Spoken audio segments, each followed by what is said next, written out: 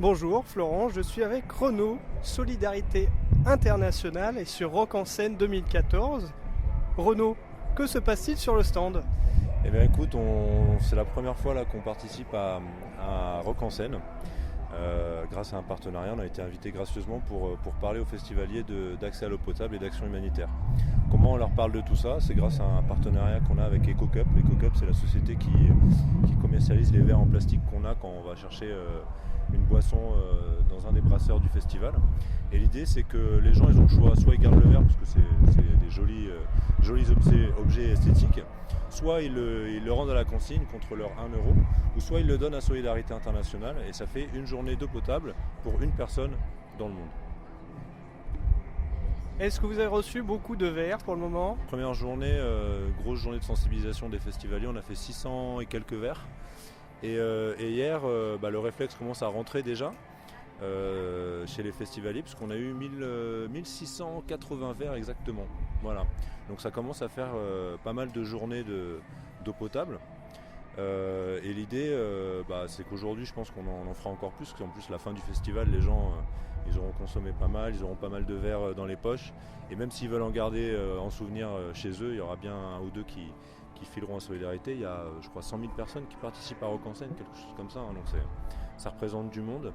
Donc on table là sur 2-3 000 aujourd'hui. Voilà, l'idée, c'est 2-3 000 personnes qui auront accès à l'eau potable. Donc une journée, c'est déjà ça. Mais bon, surtout, c'est essayer de sensibiliser les gens au geste de donner. Voilà, parce que quand on est jeune, on a moins l'habitude de donner à une association humanitaire, environnementale, cause animale, etc. etc.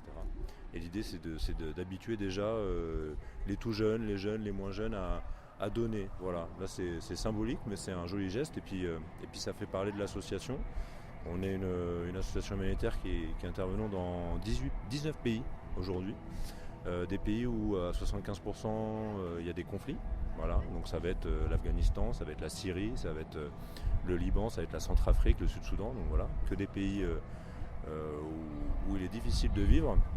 Notre spécialité, c'est effectivement de donner accès à l'eau potable à des gens qui sont loin de chez eux, à des gens qui sont touchés par une catastrophe naturelle aussi, à des gens qui sont réfugiés dans d'autres pays, dans des conditions difficiles. Voilà, donc on s'occupe de pays comme la Somalie, on s'occupe de la sécheresse au Mali, dans tout le Sahel, voilà, du Tchad au Niger.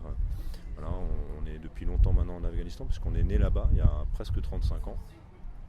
Et voilà, l'idée, c'est de faire connaître notre association, parce que notre action en vaut le coup, et elle a besoin d'être soutenue, parce que c'est grâce à l'argent des particuliers qu'on peut intervenir dès qu'il y a une catastrophe ou un conflit quelque part.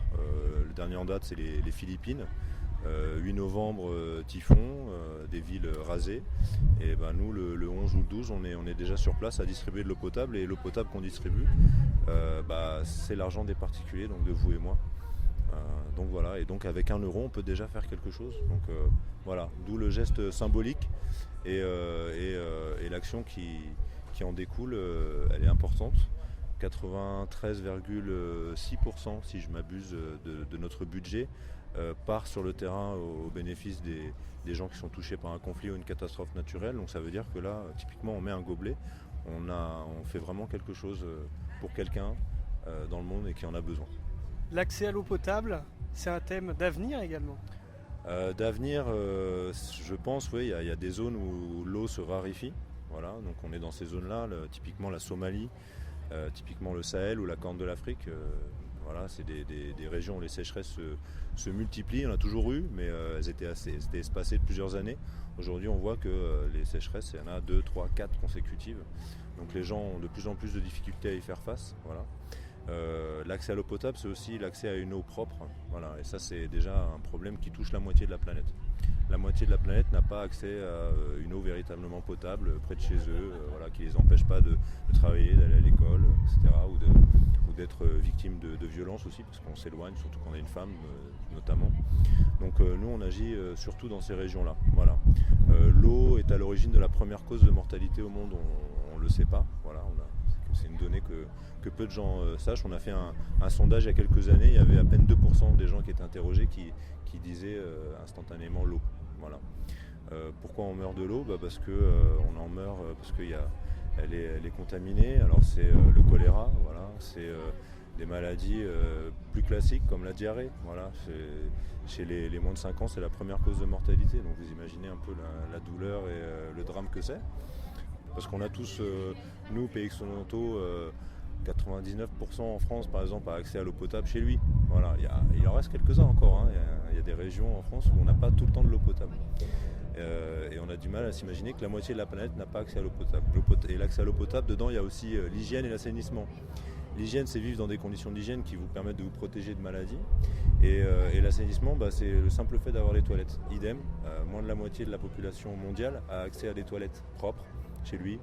Et pareil, source de contamination, de maladies, etc. Donc voilà sur quoi nous on est spécialisés, sur quoi nous on agit quand il y a un conflit, quand il y a une catastrophe humanitaire. D'avenir, puisque la privatisation de l'eau aussi. La privatisation de l'eau, nous c'est pas un sujet sur lequel on agit. Les pays dans lesquels on intervient, je vais vous donner l'exemple du Congo notamment. Le Congo, c'est un pays en conflit depuis plus de 20 ans. Je crois qu'on a dépassé le stade du 10 millions de morts. Voilà. C'est la plus grosse catastrophe humanitaire contemporaine. Voilà, on n'en entend jamais parler. En plus des conflits qu'il y a le choléra aussi. C'est une zone qu'on appelle endémique, c'est-à-dire que le choléra est présent de façon permanente. Et il y a des pics, des flambées épidémiques qui font que des gens en meurent encore aujourd'hui. C'est une maladie juste des mains sales. Hein. C'est-à-dire qu'on boit en gros de l'eau où il y a des composants fécaux dedans qui vous donnent le choléra et vous pouvez en mourir en quelques heures. Voilà. Nous, ce qu'on fait, c'est qu'on travaille dans plusieurs villes, notamment donc, des villes qui ont explosé sous l'effet des conflits, de l'exode rural, et où les gens n'ont pas accès à l'eau potable, donc ils vont puiser ça dans le lac Tanganyika, par exemple, dans la région de Calémie, et donc ils meurent du choléra. Ce qu'on fait, c'est qu'on ne donne pas de l'eau gratuitement. On établit avec la population, avec le gouvernement, avec les gens qui font l'eau potable là-bas un prix juste. Donc on refait le réseau, on fait des stations de potabilisation, mais à l'échelle de plusieurs centaines de milliers de personnes. Voilà. Donc on fait ça avec des systèmes qui sont simples, voilà, que les gens peuvent après, quand nous on part, peuvent s'approprier et peuvent utiliser, réparer, parce que la maintenance c'est ce qui est quand même le plus important. Et du coup, les gens à la borne fontaine, quand ils vont chercher l'eau à côté de leur maison, l'eau elle n'est pas gratuite, elle est payante. Et c'est un prix qui est abordable pour tout le monde. Voilà, le prix juste. Donc nous, s'il y a quelque chose sur lequel on peut avoir un avis, c'est effectivement la privatisation de l'eau. On n'y échappera sans doute pas. Voilà. Mais par contre, ce sur quoi on doit militer, c'est un prix juste. Voilà. Et le Congo, c'est typiquement le bon exemple, puisque une association humanitaire va là où les entreprises ne peuvent pas aller, va là où les ONG de développement ne vont pas, parce qu'il y a un conflit, et on est spécialisé là-dedans, on sait comment ça marche, on travaille avec tout le monde, voilà, et on établit un prix juste. Donc l'eau est payante, voilà. L'eau est propre, l'eau est potable, et les gens peuvent y accéder. Et ce sont des solutions durables. Et ce sont effectivement, on est des urgentistes. Donc il y a effectivement des situations où on met un simple pansement. Quand on apporte de l'eau potable par camion à un camp de réfugiés, c'est pas durable. Sauf qu'au bout d'un moment, très vite, on fait des puits, on fait des forages et on fait des installations qui sont évidemment permanentes et que les gens peuvent surtout continuer à s'approprier, peuvent assurer la maintenance eux-mêmes, etc. Ça c'est là tout l'urgence durable, ça existe aussi. Un mot également sur la mosaïque de solidarité internationale. D'où vous est venue l'idée de ce visuel? En fait, Solidarité Internationale, ça fait 35 ans que ça existe et chaque année, on emploie à peu près 2500 personnes sur le terrain. Voilà, on est 80 au siège à Clichy en France et dans 18 ou 19 pays actuellement, là on est plus de 2200. Et ces gens-là, en fait, ils ont tous un visage et c'est eux la Solidarité Internationale. Et puis c'est aussi nos donateurs. On a plusieurs dizaines de milliers de donateurs et ce sont aussi des acteurs humanitaires. Donc on a choisi de prendre en photo tous les gens qu'on pouvait pour les mettre dans le logo Solidarité Internationale. Parce qu'on est une grosse ONG, on a un gros budget, mais on a besoin tous les jours de sous. Et on a besoin de gens qui participent à la chaîne de Solidarité Internationale.